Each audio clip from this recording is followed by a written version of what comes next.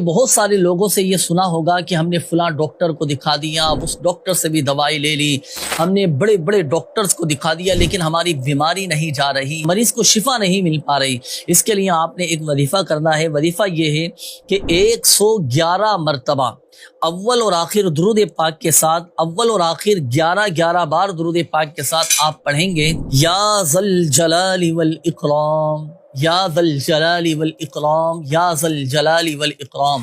یہ اللہ پاک کے مبارک صفاتی نام ہیں، اسماء الحسنہ میں سے ہیں، یا ذل جلال والاکرام۔ 111 مرتبہ پڑھنا ہے، اول اور آخر 11 بار درود پاک کے ساتھ پڑھنا ہے۔ پڑھ کر آپ پانی پر دم کر کے اپنے مریض کو پلا دیں، انشاءاللہ الکریم اللہ کی رحمت سے شفا حاصل ہوگی۔ اور یہ جو عمل ہے یہ 21 دن تک، 21 ڈیز بلا ناغہ آپ نے 21 دن تک یہ عمل جاری رکھنا ہے۔ کیسی ہی بیماری کیوں نہ ہو، انشاءاللہ الکریم اللہ کی رحمت سے شفا حاصل ہوگی۔ مگر یاد رکھیے گا کہ اللہ پاک ہی حقیقت میں شافی الامراض ہے۔ اللہ پاک چاہے گا تو یہ شفا حاصل ہوگی۔